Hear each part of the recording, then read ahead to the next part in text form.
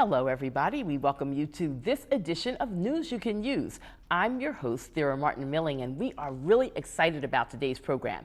About once a year, I have the opportunity, either through radio or cable television, to bring on some of the officials from the Social Security Administration. That is a subject people always want to know about, so you got to stay along for the ride. We're dedicating the whole show to talking about Social Security issues. Stay with us. We'll be right back to start our show.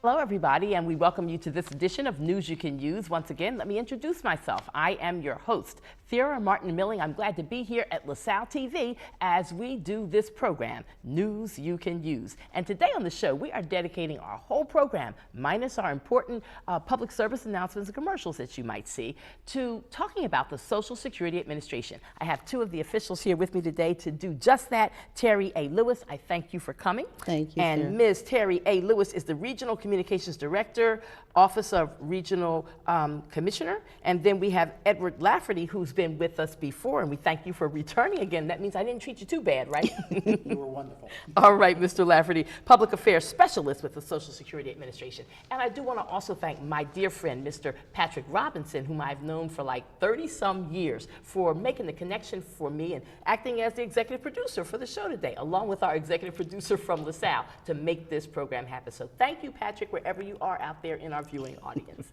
Okay, let me start with you, Ms. Terry Lewis.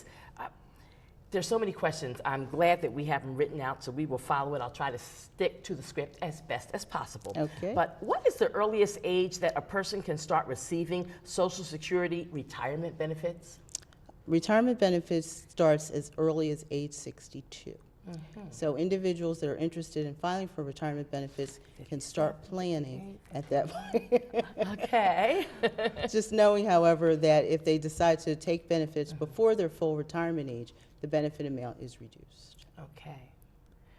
Okay, I get that. Now, number two, when should I file for Social Security retirement benefits? 3 months, 6 months, 6 months prior to the actual retirement? Right. If you're starting before age 62, you can file as early as 4 months before. So say since right now it's February, you could file as early as November for those benefits. If, on the other hand, you're already past age 62 and you want to file, we recommend that you file about 3 months before the month that you want to start receiving benefits. Okay. And does work affect your Social Security retirement benefits? Yes, it does. So if you retire and your benefits start kicking in, and then you decide, "Oh, I'm going to work part-time, I'm so bored." You are able to do that up to certain limits.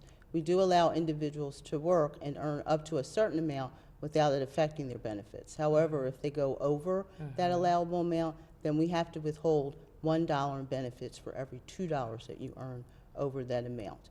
That does change, however, in the year that a person achieves full retirement age, where we withhold $1 in benefits for every $3 that they earn. And that would be the same for SSI, correct? No, SSI is a completely different program. Okay. Yeah, I'd recommend another show to talk about Okay. SSI. And the only reason I ask that, and we can skip ahead, but just so that you'll know, I teach classes at a women's prison on Monday night. So when I leave here from taping this show, I'm going straight into prison. And I've been doing it for 12 years now. Okay. And there are some of my women, I'm in a work release, I teach at a work release program. So my women are coming out, they're going to jobs every day, and I help them to find jobs. I'm so proud of it. Most of my women do get jobs, and then they just have to come back in as soon as they're finished, and you better be clean if you get asked to take a drug test. But some of them are on SSI, but they want to work, they want to do something. But they usually end up saying, "Miss Thera, I couldn't do that job, or I couldn't do that job because they want me to work too many hours." So right.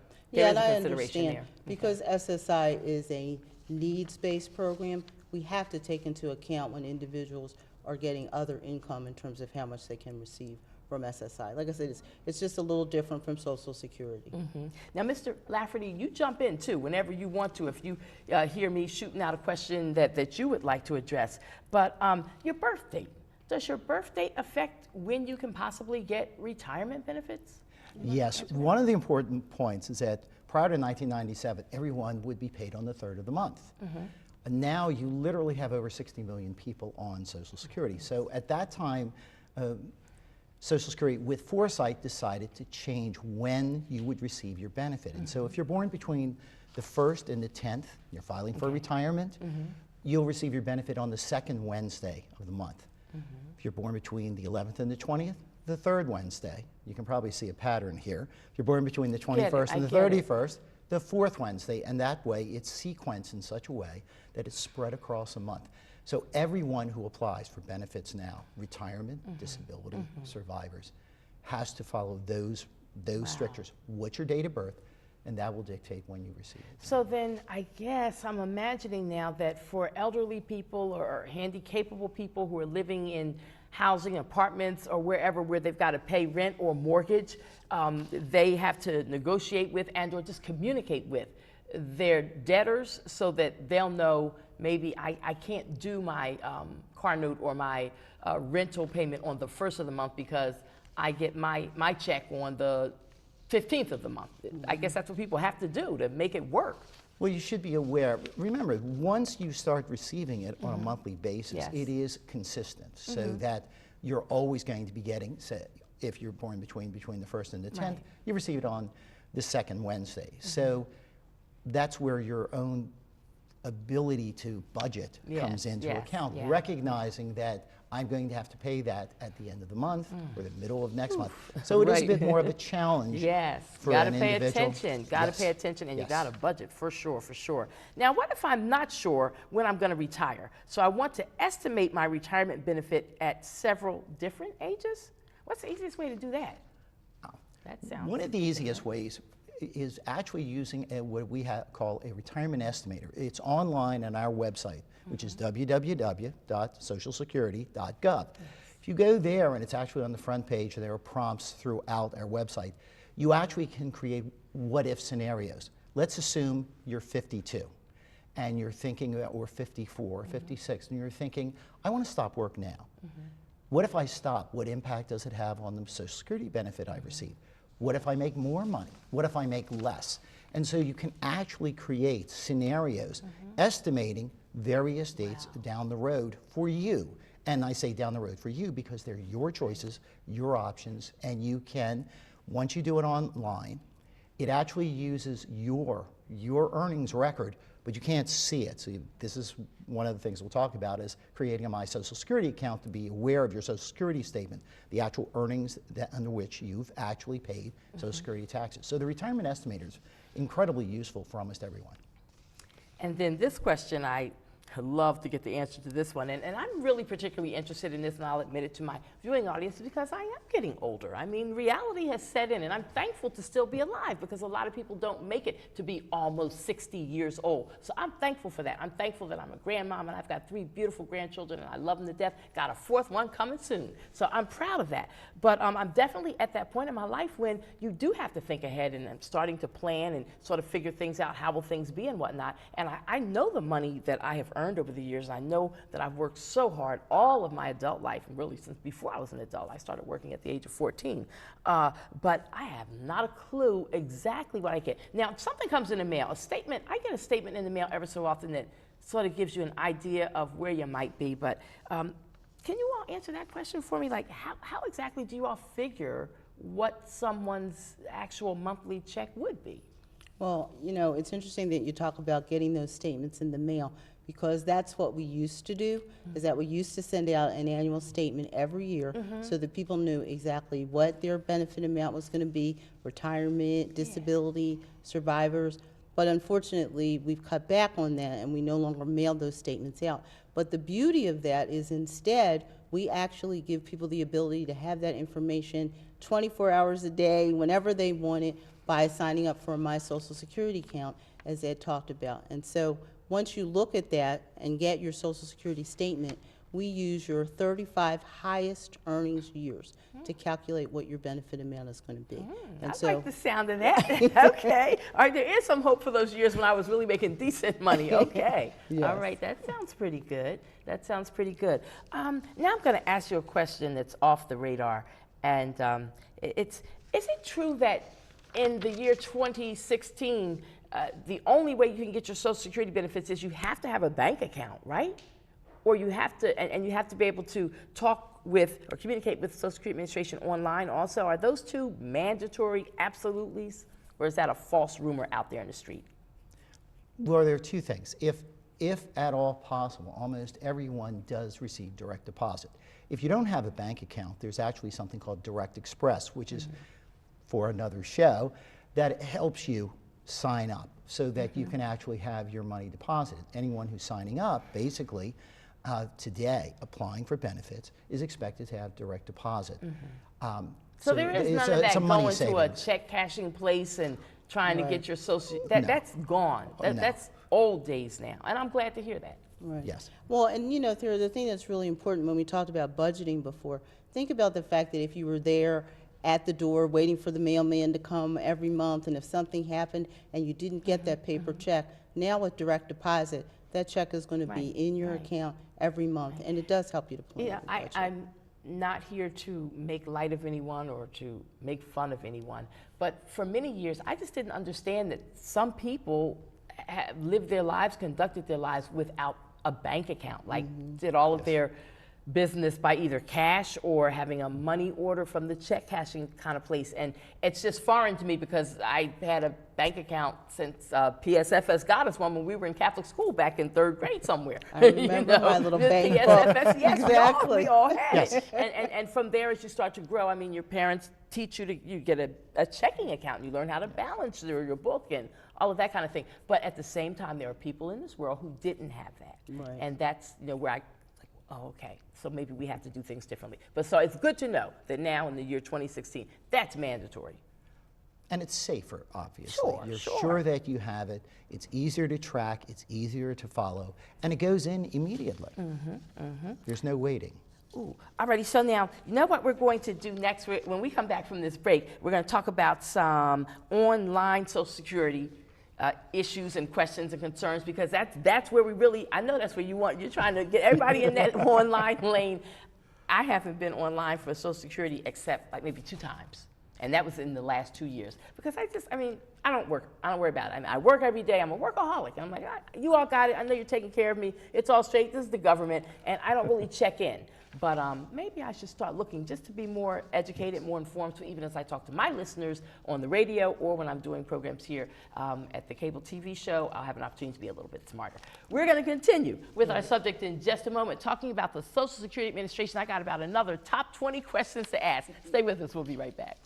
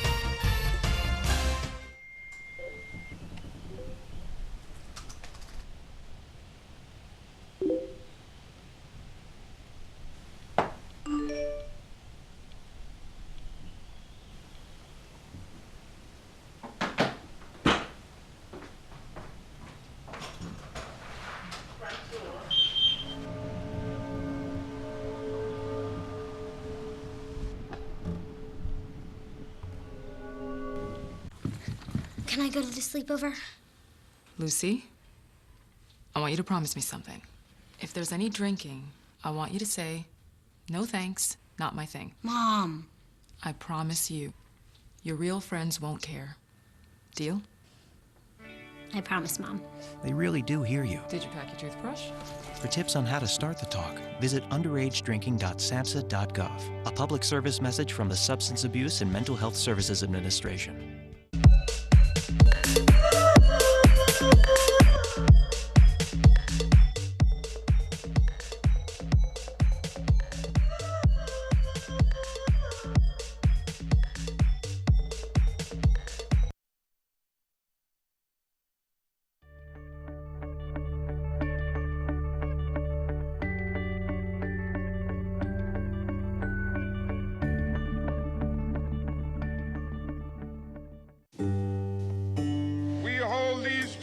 be self-evident that all men are created equal. The torch has been passed to a new generation of Americans. The American dream need not forever be deferred. This is the richest and the most powerful country.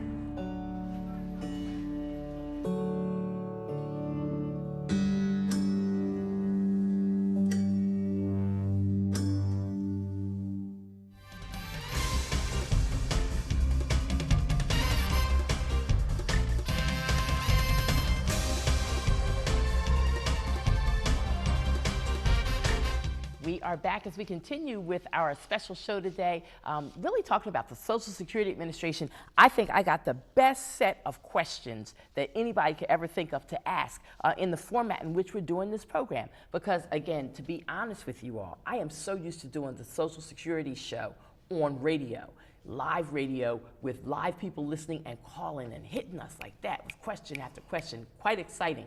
This is a different setting, but nonetheless, the questions are the same. A lot of these questions are the kinds of questions that listeners would have asked. So I'm just so glad you all are here to help navigate through and talk about it. I think maybe a lot of people, maybe older people, my age and older, who may have questions and don't always feel comfortable dialing the 800 number or whatever, or maybe don't get on the internet. So they just sit there with the questions. And they just keep having the questions and don't get the answer. So this is really great. And let's go back to the questions now. Okay. Who should create an online account for Social Everyone. Security? Everyone. Okay. Which I don't Everyone. have. Okay, I'm going to do it. I'm going to do it before the next time I see you all. I'm going to have it done. Yeah, every worker, everyone should create a My Social Security account. We talked before about the fact that people need information so that they can plan, so that they can look ahead. And prior to the creation of a My Social Security account, you had to come to the local office or call on the phone to get this information. And now that so many people are used to doing things online, we thought, why not tap into that by being able to give people information at their fingertips whenever they need it. And so that's what a My Social Security account does for everyone. And in terms of creating it, okay. Now, with the Obama health care plan, right, and I'm one of the people who's a beneficiary of that. Thank you, Mr. President, love you. And they said, go online, you can sign up and all that. And I am an intelligent woman. I am a college graduate. And I'm thinking, this should be a snap. My husband as well, college graduate. We're smart people. We could not sign up for that Obama health care plan online at home. You know, first I tried by myself, and I said, honey, come here. And he comes here, then he tries, Mr. Genius. He couldn't do it either. And, you know, ultimately, we went someplace else where they had navigators who assisted folks in getting signed up. So I'm just kind of shy about this, going on different websites when it's a sign-up kind of a thing, that sometimes I get stuck somewhere halfway through getting in there. So, but are you all going to tell me this is as easy as 1, 2, 3? Yes, we're going to tell you it's as easy as 1, 2, 3. Okay. Absolutely. Okay. To create a My Social Security account, you have to go in and put in some basic information about yourself. But we try to make it, again, as easy as possible for people so that they don't get confused. They don't have a lot of places to click around to get lost and feel like they don't know how to get out of it. Then we're going to ask them some questions that only they can answer because, again, This security sounds like being the an Obamacare issue. one. Well, we just want to make sure that that individual who is entitled to that information is creating that account. yes. So we have to ask some questions that only they can answer. And then the next part is creating a username and a unique password, again, so that only they can go in and get that information. But then the sky's the limit in terms of the information that they can get. And Ed's going to tell you about the different types of information that individuals can get by creating that account. Tell. Yes. One, to reinforce this, even for Mr. Genius, this really is pretty straightforward. One of the important things is you have to be 18 or older. You do have to have an email, obviously. You have to live in the United States, have a Social Security number. So there are certain basic points. Most of the questions that are asked that are personal are also rather easy. You typically would know those. However, on the My Social Security account, there actually is an avatar. There are little help questions to come up to say, there, are you asking this question? Do you need to know this? Do you need to know that?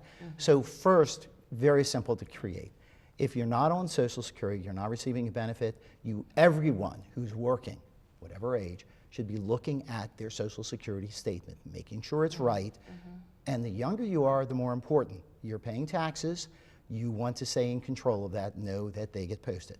If you're already on Social Security, there are a range of things you can do. You can change your address, your direct deposit, get a benefit verification letter, a 1099. You can also get just an overall statement of, yes, you're on Medicare, this is how much you receive from Social Security. And in the future, in fact, we've actually piloted through other states, and we hope it will come to Pennsylvania. You can get a replacement Social Security card. Eventually, you'll be able to do quite a number of things through that My Social Security portal. So it really is that simple. Takes a few minutes. Not everyone, obviously, has the wherewithal, sometimes, or the consistency, but if you try that again, for almost everyone. There are over 22 million people who have already created an account, so if you go by that, it's probably And so pretty easy. with our senior population, Yes. and those who may not have a computer in the home, may not have internet accessibility, how are they getting their My Social Security account? Well, you can create it if you have a smartphone, for example, or a tablet. So it's not only that you have some sort of laptop sitting in front of you. There are plenty of places, churches, libraries, and so forth. However, do you want to mention, because of integrity, it's personally identifying information, it's your information. You do want to be careful. You don't just want to have your nephew or the nice young man across the hallway completed. It is assumed that you yourself are able to create an account, not having someone else. And so that's one of the things that is built in that's structured, so that not anyone could just create an account for you. But it is a challenge for some people who don't use it. And it's not going to be, for that group, an easy option. Remember, this is one of the 3 options for contacting Social Security, but it's an incredibly important one. And then so for people like who are living in senior citizens' homes and all of that, they don't have to worry about this thing here. They just got to worry about just living, right? I'm imagining the people who run the senior homes and whatnot take care of that kind of thing for them. They could not create it for them. That's one of the important points, that it's individually created for the person. And because it is, in effect, personalized, you have to have the individual be aware. So you couldn't just have someone create it in a senior center. They couldn't create 23 accounts for 23 people. Each individual needs to do it. That is one of the points for, again, integrity, making sure there's not a possibility, or a likelihood rather, of fraud. So if you already do receive Social Security benefits, what can you do when you create an account? What makes it Well, better again, for you? as I said before, if you create an account, for many people, you need proof of income, because you just mentioned where people live, or public housing. One needs to have proof of income, a benefit verification. You create a My Social Security account, you literally can print that out, you can save it. You don't have to go to a Social Security office. You can do it in the comfort of your home. Okay. If someone cannot use a computer, can information be requested or garnered by the telephone? And I think I know the answer to that, but I wanted to ask it anyway. Yeah, no, you talked about the fact that some individuals just don't feel comfortable using a computer, don't have computer access, but they still need to do business with us. And they can do that via our toll-free number, which is 1-800-772-1213. And individuals can call that number anytime between 7 in the morning and 7 at night, Monday through Friday, to get service. Give us that number again, please. Yes, 1-800-772-1213. Okay. How about old fuddy-duddies like me who are still at this point, and I'm calling myself what I am. I am a child of the 60s, okay? I wasn't born yesterday. I'm proud of my age again, I must say. You know, when you get older, you start telling it like it is, and just say how you feel, right? Of course. Once we get our age, we can say how we feel, and we tell these young folks and everybody else, this is how I feel. So, but I'm still not trusting internet and using my Social Security number and putting my credit card numbers. I'm one of those people who doesn't buy stuff on the internet because of that. And so how do you get people past those fears that are very real fears for some of us? And then when we see governmental agencies that are getting tapped into by these folks out here that are computer spies, it's scary to some of us who watch the news and listen, and we hear what you're saying, but then we also see what we're seeing on the news, and we're like, hey, I don't want to do that. It's absolutely understandable that some people feel most comfortable dealing with a person face to face. So we have Social Security offices around the city of Philadelphia. Well, we can come where and love you individuals up in can person. go and come in and be interviewed by someone Okay. and take care of their business in that way as well. Okay. Yes. Okay, but I do know that there are people still trying to drag me into the 21st century, like my children when they got me Facebook. I'm like, Facebook? Now I'm like the Facebook addict. I do more Facebooking than anybody else in the family, right? But no, I'm still funny about that whole putting my personal financial business online, and my Social Security number is like my gold, like you can't have that, you know, kind of thing. But we do have to get past that. I know I do. Viewers out there who are thinking like me, we got to get past that and get up to speed with the Social Security Administration. We've got a minute. Yes, just to follow up on that though, as I said, you can get a Medicare replacement card, 1099, whatever. But the real key is when you create an account, you can also get extra security. You can get a text message that goes to you. So if anyone uses your account, including you, you'll get a message immediately saying that's been used. So you can take that extra step. Again, you have to take the step, but you can take the step for extra security so that the very question you bring up, how do I know if someone's using it?